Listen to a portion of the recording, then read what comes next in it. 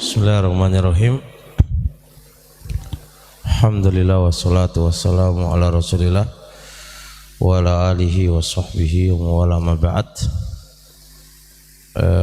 Tema siang ini, pagi atau siang ini ya? Siang ya. Siang ini bahas tentang tips anak yang lagi malas belajar. Tips anak yang lagi malas belajar. Kalau disuruh belajar itu malas saja. Disuruh ngaji malas, disuruh begini malas, disuruh begitu malas. Tipsnya kayak gimana? Pada siang ini insya Allah kita akan datangkan 5 tips. 5 tips menghadapi anak didik atau anak sendiri yang lagi malas, nggak mau belajar. Terkadang orang tua tidak tahu tipsnya, isinya marah-marah saja. Orang tua pinginnya marah aja, dan ini amat berarti sekali bagi anak yang ngajarin TK atau masih berumur 1 sampai 10 tahun lah. Tip ini amat berarti sekali ketika ngajarin anak-anak, ketika melihat anak-anak yang malas belajar. Karena ketidaktahuan orang tua selalu marah, isinya marah saja, sehingga menjadi pola asuh yang salah. Goresan-goresan sakit, terlalu sakit gitu ya, goresan-goresan pendidikan orang tua yang salah, asuh anak yang salah, menjadi goresan bagi anak. Dikarenakan tadi nggak ngerti permasalahan terhadap anak itu sendiri. Tipsnya saya ulang ada 5. Yang satu, pertama, kenalilah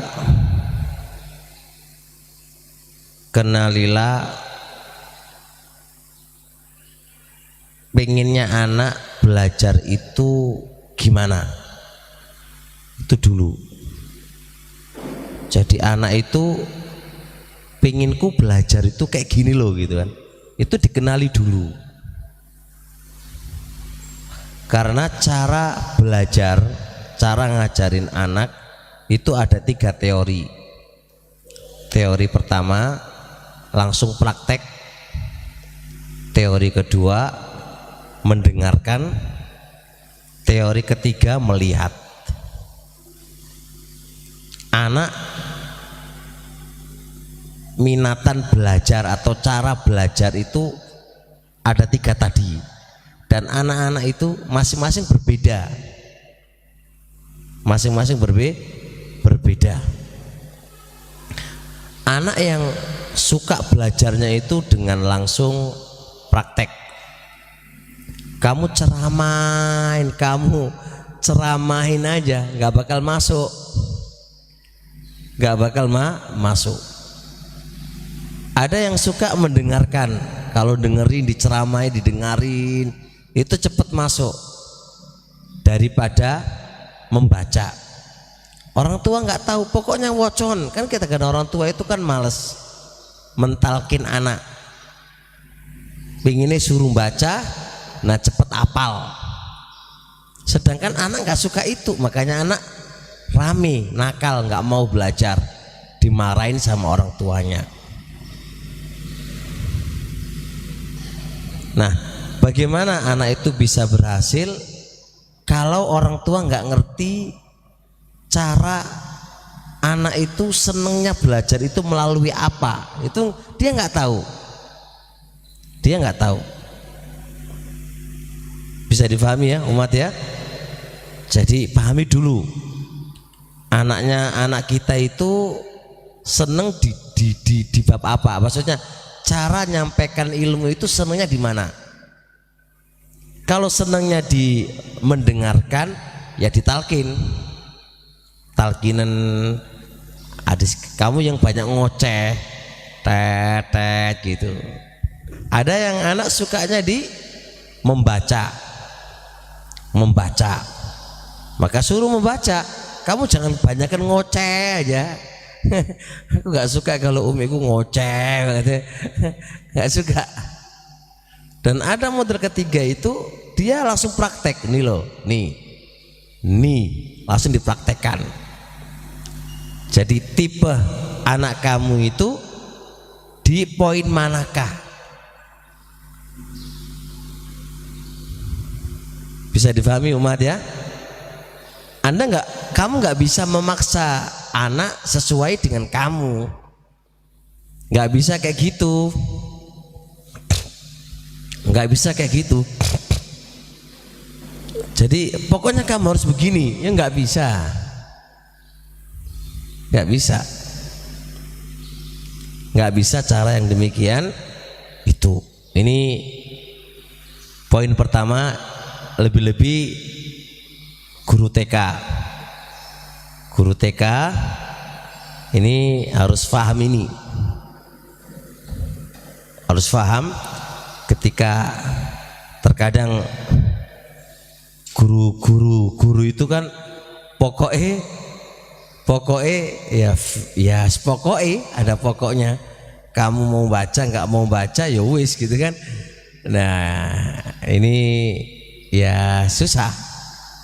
Jadi dia harus punya cara main untuk anak-anak ini dari 3 cara ini, dari 3 cara ini, mana yang paling pas untuk anak-anak.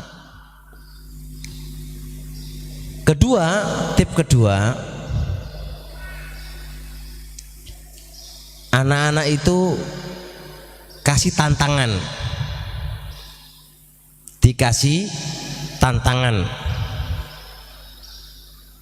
Tantangan gimana? Ketika anak itu udah mau belajar, kasih tantangan. Gimana tangannya? Dek atau mbak atau mas, kalau kamu bisa sampai ini baca Al-Quran ini, kalau sampai kamu bisa membaca Al-Quran atau sampai hafalannya ini atau sampai begini, kamu tak kasih hadiah. Itu namanya tantangan, sesuatu yang menantang bagi dia. Terkadang orang tua nggak peduli, terus apal nggak apal karepmu, paham nggak paham karepmu. Nah ini susah. Makanya saya sampaikan, bikin anak yang banyak boleh, tidak salah, tapi Anda harus paham kewajibanmu sebagai orang tua dan ibu. Bukan berarti bikin anak sewakeh iku rezeki di tangan Allah, iya bener, tapi kamu punya kewajiban gimana mendidik anakmu. Ini terkadang salah dimengerti oleh pihak bapak dan pihak ibu. Jadi kasih gitu, kita harus ada kepedulian kepada anak. Makanya anak akan menjadi semangat kalau apa? Kalau ada tantangan, apalagi tantangan itu sesuai yang dia inginkan.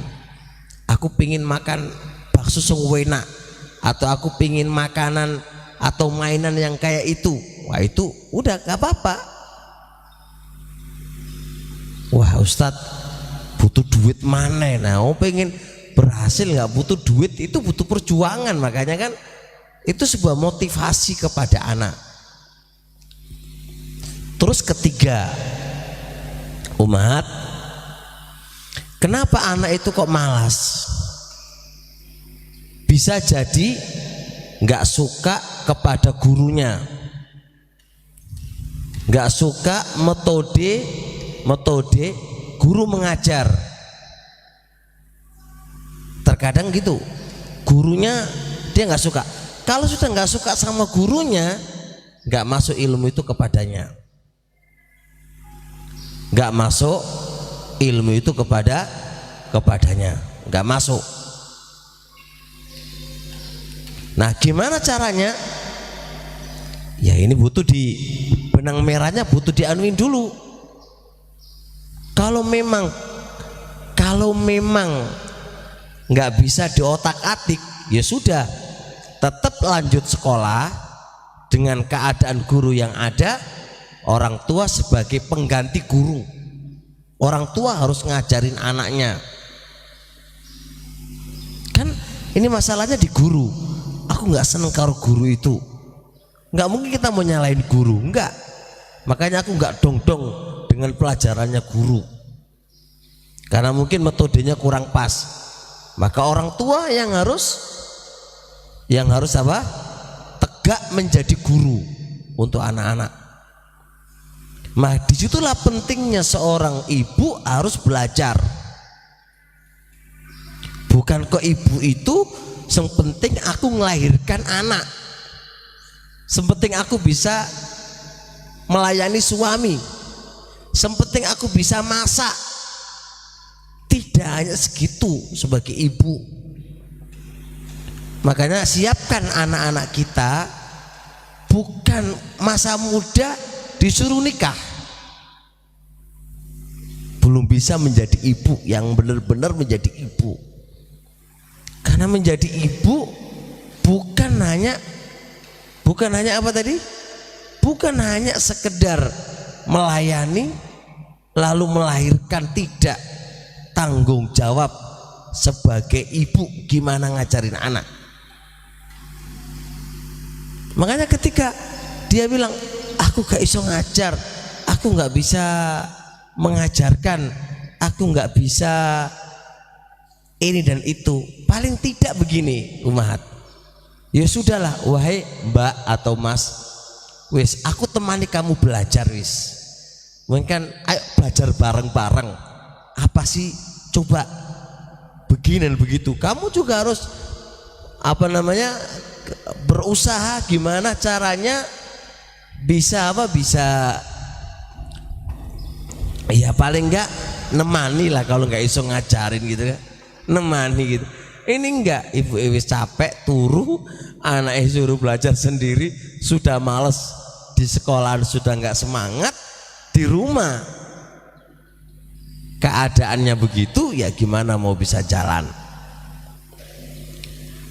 Tip yang keempat umat, kenalilah kesukaannya anak di bidang ilmu. Kenalilah kesukaan anak di bidang ilmu. Walaupun orang tua itu tetap ngasih arahan terbaik. Nak, kamu itu belajar begini nak, belajar begini nak, belajar begini nak. Pasti orang tua punya arahan terbaik. Tapi ketika arahan itu tidak bisa dikompromikan oleh anak, anak bilang begini, anak itu kalau ilmu nahwu itu kok gak seneng ya gitu kan. Ya sudah, ilmu nahwu jangan dipaksakan, karena dia gak senang dengan ilmu nahwu.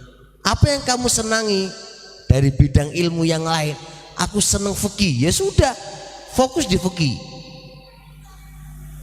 Jadi jangan memaksa kepada anak dalam hal anak itu tidak punya minatan besar.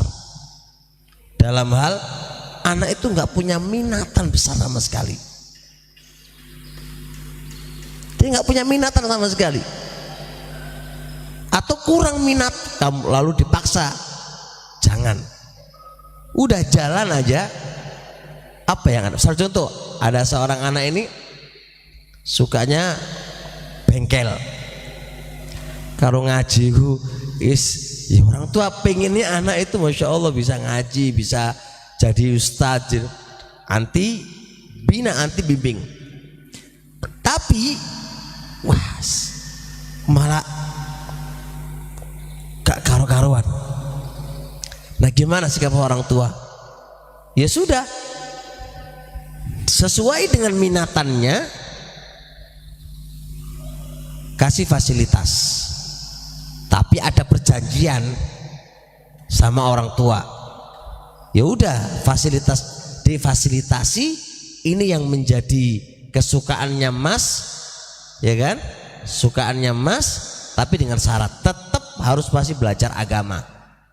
Dan ketika dia belajar di agama itu, ingat, jangan terlalu dipaksakan, harus sesuai di atas rata-rata atau standar, jangan. Karena itu akan berontak, berontak. Dan ingat itu sudah dimotivasi ya untuk belajar Indonesia itu sudah, cuma nggak bisa.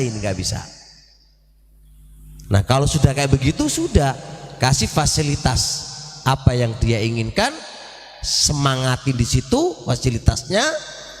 Tapi ingat di bab ini tetap dia suruh belajar, tapi nggak perlu dipaksa karena itu akan memberontak dan tidak akan menjadi efek yang baik.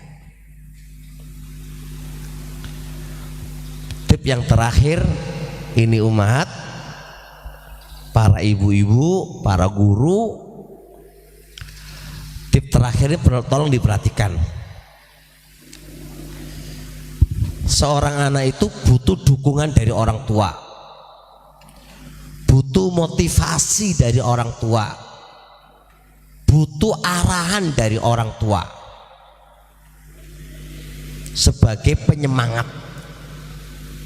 Ibaratkan kayak sepeda motor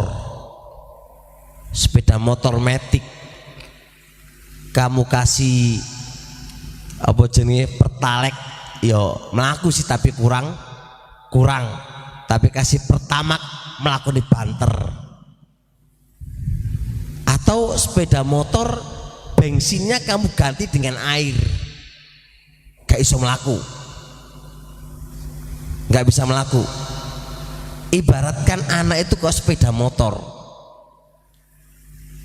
ketika sepeda motor itu dikasih yang pas, sarana dukungan kepada sepeda motor itu, maka sepeda motor itu akan banter melayunya, jalan cepat. Tapi kalau sepeda motor itu mau nggak dikasih fasilitas untuk bisa jalan, maka tidak akan ada jalan. Makanya wahai orang tua, keberhasilan anak itu sebab utamanya adalah motivasi dari orang tua. Jangan kita sebagai orang tua itu acuh tak acuh terhadap anak. Jangan sampai orang tua itu nggak peduli dengan anak dikarenakan ini dan itu. Jangan, terus ngasih motivasi, terus ngasih semangat, ngasih dorongan, ngasih jempol. Misal contoh kayak ujian ini, anak-anak ketika dapat ujian, misal contoh juara 10 misal contoh, jangan langsung dihukumi, kamu nak bodoh, kamu itu keliru. Kasih motivasi, alhamdulillah nak, tahun ini kamu juara 10 nak, tahun besok abi dukung kamu harus juara 5, atau semangat begitu. Orang tua nggak pernah lihat nilainya anak, nggak pernah lihat ujiannya anak. Gimana anak mau berhasil, mau semangat sinau dan belajar, orang tua nggak peduli kepada anak. Orang tuanya nggak peduli dengan anaknya. Jangan, tanya, semangatin. Begitu. Itu tips teori ya.